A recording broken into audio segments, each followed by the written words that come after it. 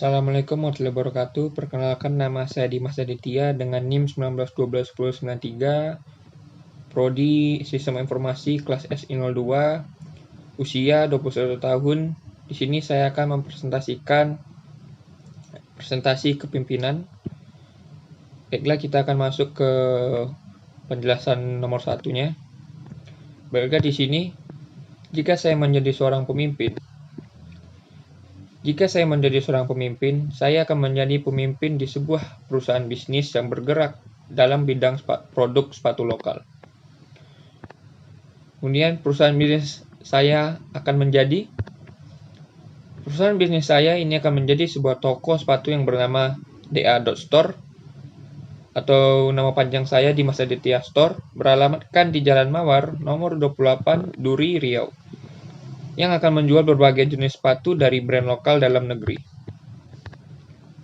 Kemudian, visi dan misi saya di dalam perusahaan bisnis. Baiklah, kita akan masuk ke visinya.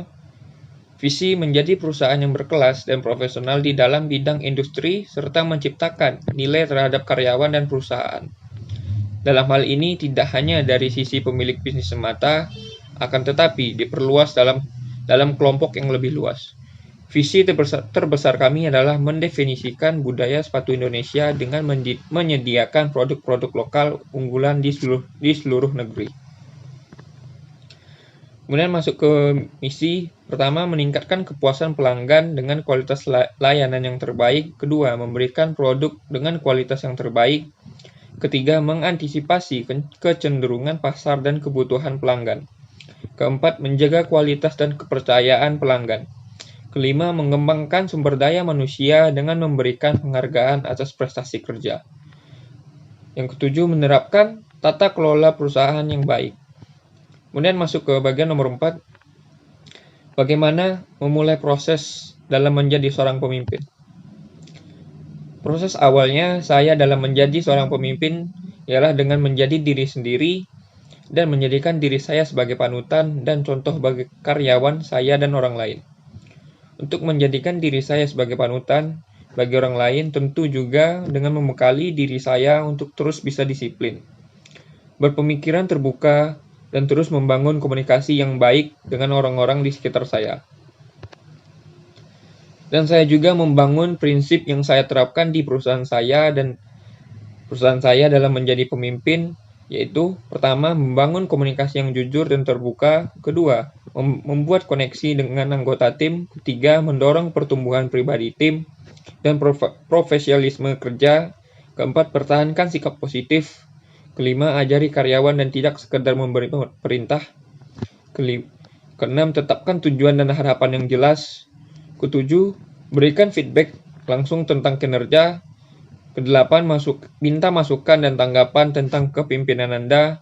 Dan kesembilan, terbuka atas ide-ide yang baru. Kemudian kita masuk ke poin 5, gaya kepemimpinan yang saya gunakan dalam perusahaan bisnis ini.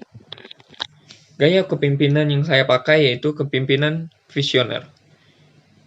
Kenapa kepemimpinan visioner? Karena visioner sendiri adalah gaya kepemimpinan yang melihat visi ke depan dan mengambil langkah untuk mewujudkannya. Visioner, sebuah kepemimpinan yang ditujukan untuk memberikan makna terkait usaha dan kerjasama yang dilakukan bersama-sama oleh para anggota dengan memberikan arahan dan makna dalam setiap usaha melalui tujuan yang jelas. Contohnya, saya akan menjelaskan satu contoh kasus, yaitu Ignatius Jonan merupakan seorang pemimpin visioner. Bapak Jonan dalam memimpin perubahan PT KAI berhasil menyelesaikan berbagai permasalahan yang ada, yaitu saat beliau berhasil menghilangkan kebiasaan penumpang komuter lain Jabodetabek untuk berjubel di atas atap kereta dan mengakhiri praktik calo di dunia kereta api. Lalu, saat beliau juga melakukan inovasi dengan menerapkan air conditioner di semua kelas kereta, penerapan sistem tapping tiket, dan pengaturan pedagang kaki lima yang berjualan di sekitar stasiun. Inovasi-inovasi ini berhasil menciptakan suasana nyaman, aman, dan tidak kumuh bagi masyarakat yang ingin menggunakan sarana transportasi kereta. Kemudian masuk ke poin ke-6, Bagaimana proses menjelaskan kepada anggota untuk mencapai visi dan misi perusahaan?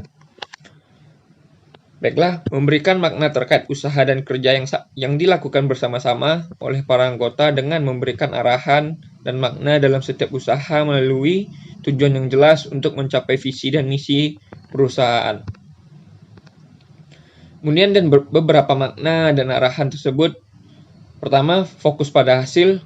Saat seorang pemimpin berfokus pada hasil, maka fokus yang dilakukan akan menyebar kepada seluruh anggota tim yang lain. Yang kedua, mengetahui tim yang dimiliki kemampuan pemimpin untuk menata anggota dan mengalokasikan sumber daya dengan tepat sangat penting untuk perkembangan organisasi dan perusahaan di masa depan. Pastikan setiap orang yang mengetahui peran mereka untuk kemajuan dan perkembangan usaha di masa depan. Kemudian masuk ke poin 7, bagaimana cara menghadapi masalah yang datang baik secara internal dan eksternal. Kemudian berikan contoh. Pertama, hindari menyudutkan satu belah pihak. Menjadi seorang pemimpin dalam sebuah organisasi haruslah adil dan tidak memihak kepada siapapun.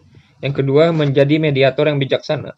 Dalam mengatasi sebuah masalah, sebagai pemimpin, Anda akan ditempatkan sebagai seorang mediator yang dapat menengahi konflik yang terjadi di antara karyawan Anda.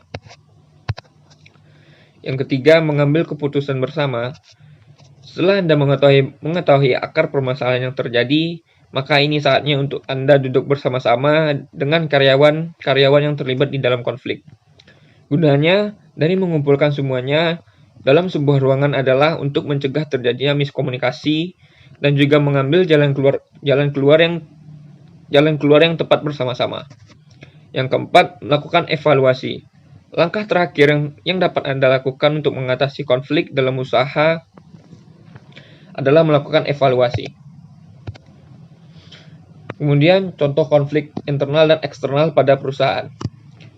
Contohnya, konflik internal ditimbulkan karena penyebab dari dalam organisasi, misalnya antara manajer dan dengan bawahan, karyawan dengan karyawan lain dan lain-lain. Sedangkan konflik eksternal timbul karena penyebab dari luar organisasi. Konflik eksternal bisa terjadi antara perusahaan dengan perusahaan lain atau bahkan dengan pelanggannya.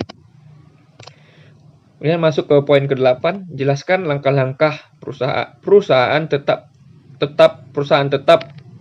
bertahan di era milenial dan globalisasi. Pertama, ikuti perkembangan pasar. Tips ini wajib Anda terapkan sebelum dan pada saat memulai bisnis. Karena zaman semakin berkembang, begitu pula dengan keadaan pasar. Yang kedua, ketahui keinginan konsumen. Setelah mengikuti perkembangan pasar, Anda menjadi tahu hal-hal yang dibutuhkan dan diinginkan oleh konsumen. Dan Anda harus bisa beradaptasi dengan konsumen agar mengetahui apa yang diinginkannya. Kemudian yang ketiga, inovasi produk. Inovasi dalam berbisnis sangatlah penting. Hal ini bertujuan agar konsumen tidak bosan dengan produk Anda yang itu-itu saja.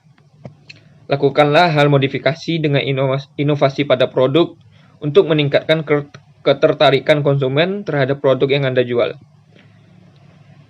Kemudian adaptasi terhadap perubahan dan perkembangan. Selanjutnya, sebagai pebisnis, Anda harus siap menghadapi setiap perubahan dan perkembangan yang terjadi. Hal ini ditekankan pada aspek teknologi sehingga Anda dituntut untuk selalu melibatkan teknologi masa kini dalam bisnis Anda. Misalnya, dengan menggunakan media sosial untuk memasarkan produk yang Anda jual. Baiklah, hanya itu yang saya bisa dapatkan dari presentasi kepemimpinan saya. Apabila ada kesalahan dan salah kata, mohon dimaafkan. Wassalamualaikum warahmatullahi wabarakatuh.